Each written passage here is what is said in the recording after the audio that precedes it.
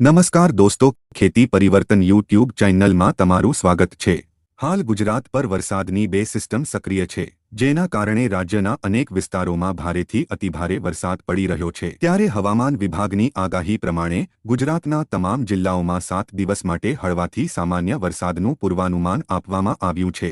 3 થી 4 ઓગસ્ટના નર્મદા, ભરૂચ, સુરત, ડાંગ, નવસારી, વલસાડ, તાપી, દમણ, દાદરા નગર હવેલીમાં ભારેથી અતિભારે ભારે વરસાદની આગાહી સાથે ઓરેન્જ એલર્ટ આપવામાં આવી છે। ગુજરાતમાં 2 દિવસ માટે ગાજવીજની વોર્નિંગ આપવામાં આવી છે અને આગામી 5 દિવસ માટે માછીમારો માટેની ચેતવણી પણ જાહેર કરવામાં આવી છે। ગુજરાત પર વરસાદની એક સિસ્ટમ આવી રહી છે, જેના કારણે રાજ્યમાં અતિભારે વરસાદની શક્યતા છે। આ સાથે અમદાવાદ અને ગાંધીનગર જિલ્લામાં હળવાથી મધ્યમ વરસાદની આગાહી છે।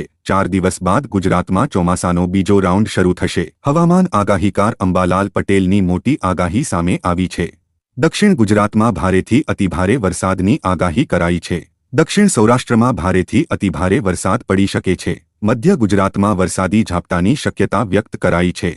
ઉત્તર ગુજરાત અને કચ્છમાં ભારે વરસાદી ઝાપટાની આગાહી કરવામાં આવી છે। 3 થી 5 ઓગસ્ટ દરમિયાન સારા વરસાદની આગાહી કરવામાં આવી છે। આજથી સૂર્ય આશ્વલેષા નક્ષત્રમાં પ્રવેશ કરશે। આશ્વલેષા નક્ષત્રમાં સૂર્ય આવશે એટલે વરસાદ યથાવત રહેશે। અંબાલાલ પટેલે કહ્યું કે 3 ઓગસ્ટથી 10 ઓગસ્ટ સુધી રાજ્યમાં વરસાદની શક્યતા છે। 6 થી 7 ઓગસ્ટે મધ્યપ્રદેશમાં ભારે વરસાદ આવી શકે છે। હવામાન નિષ્ણાંત અંબાલાલે કહ્યું કે ચોમાસાની ધરી સરકી ઉત્તર પૂર્વીય ભાગોમાં જશે। ઓગસ્ટમાં વરસાદ પૂર્વ ભારત, મધ્યપ્રદેશ, બિહાર, આસામ અને દક્ષિણ ભારત તરફ રહેશે। તેમણે કહ્યું કે આ દરમિયાન ગુજરાતમાં વરસાદી ઝાપટા આવી શકે।